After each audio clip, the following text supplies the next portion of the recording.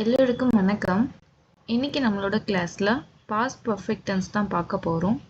அப்படின்னா என்னன்னு பார்த்தீங்கன்னா, the past perfect tense refers to an event that was finished before a particular moment in the past. அப்படின்னா பாஸ்ட்ல ஒரு விஷயம் நடக்கிறதுக்கு முன்னாடி இன்னொரு விஷயம் நடந்து முடிஞ்சிருக்கும். அதுதான் நம்ம பாஸ்ட் பர்ஃபெக்ட் டென்ஸ்னு சொல்லுவோம். இப்போ அதுக்கான எக்ஸாம்பிள் பார்க்கும்பொழுது உங்களுக்கு அண்டர்ஸ்டாண்ட் ஆகும். இப்போ நம்ம சப்ஜெக்டாக I, we, you, they, he, she, it வந்தால் நம்ம ஹேட் தான் யூஸ் பண்ணணும். அதுக்கான ஃபார்முலா பாசிட்டிவ் டைப்பில் என்னன்னு பார்த்தீங்கன்னா, first subject, next auxiliary verb வந்து ஹேட் வரும், நெக்ஸ்ட் பாஸ்ட் பார்ட்டிசிபிள் வரும், next object. We had played video game before my father arrived. அப்படின்னா அவங்களோட அப்பா வர்றது பாஸ்ட்டில் அவரோட அப்பா வர்றதுக்கு முன்னாடி அவங்க வந்து வீடியோ கேம் விளையாடிட்டு இருந்தாங்க. இதுதான் அதோட மீனிங். ஸோ இந்த மாதிரி தான் நீங்களும் ஓனாக சென்டென்சஸ் கிரியேட் பண்ணணும். She had finished her work before her friends arrived. அதாவது பாஸ்டில் ஒரு விஷயம், இந்த விஷயம் நடக்கிறதுக்கு முன்னாடி அவங்க வந்து அவங்களோட ஒர்க்கை முடிச்சிட்டாங்க, அவங்க ஃப்ரெண்ட்ஸ் வர்றதுக்கு முன்னாடியே அவங்களோட வேலையை முடிச்சிட்டாங்க. அப்படிதான் இதோட மீனிங்.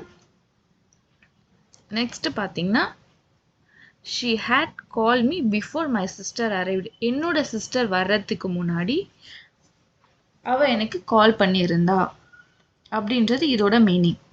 நெக்ஸ்ட் பார்த்தீங்கன்னா, they had finished their work before our boss arrived. அவங்களோட பாஸ் வர்றதுக்கு முன்னாடி அவங்க அவங்களோட வேலையை முடிச்சிட்டாங்க.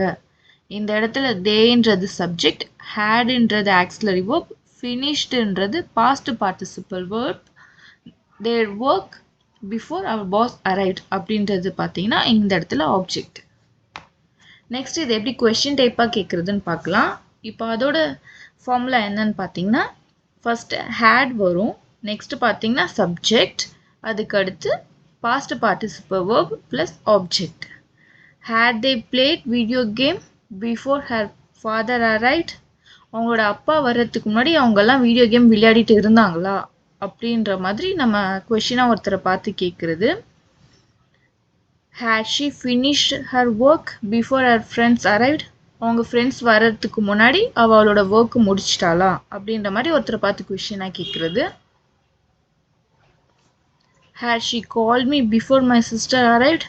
என்னோட சிஸ்டர் வர்றதுக்கு முன்னாடி அவள் எனக்கு கால் பண்ணாளா, இதுதான் அதோட meaning. Had they finished their work before our boss arrived? அவங்க பாஸ் வர்றதுக்கு முன்னாடி அவங்கெல்லாம் அவங்களோட ஒர்க்கை முடிச்சிட்டாங்களா. இதே மாதிரி தான் நீங்களும் ஓனாக சென்டென்சஸ் மேக் பண்ணி கிரியேட் பண்ணணும். ஃபஸ்ட்டு வந்து பார்த்தீங்கன்னா நீங்கள் அதுக்கான ஃபார்முலாவை நல்லா ஞாபகம் வச்சுக்கோங்க. அப்படி நீங்கள் வச்சு நல்லா ஃபார்முலா ஞாபகம் வச்சுக்கும் பொழுது உங்களால ஈஸியாக கிரியேட் பண்ண முடியும் சென்டென்சஸ். நெக்ஸ்ட் பார்த்தீங்கன்னா இதை எப்படி நம்ம நெகட்டிவ் டைப்பாக கேட்கலாம் அப்படின்றது பார்க்கலாம். இப்போ நெகட்டிவ் டைப்பில் பார்த்தீங்கன்னா நம்ம சப்ஜெக்டாக I, we, you, they, he, she, it வரும்பொழுது நம்ம வந்து ஹேட் நாட் தான் யூஸ் பண்ணணும். They had not played video game before her father arrived. அப்படின்னா அவங்க அப்பா வர்றதுக்கு முன்னாடி அவங்க வந்து விளையாடலை, இதுதான் அதோட meaning. She had not finished her work before her friends arrived. இதில் பார்த்தீங்கன்னா நான் ஒரே மாதிரி சென்டென்ஸ் தான் நான் 3 டைப்புக்குமே கொடுத்துருப்பேன், பாசிட்டிவ், நெகட்டிவ், அப்புறம் கொஸ்டின் டைப். ஆனால் அதுவே நான் 3 டைப்ஸாகவும் சொல்லியிருப்பேன்.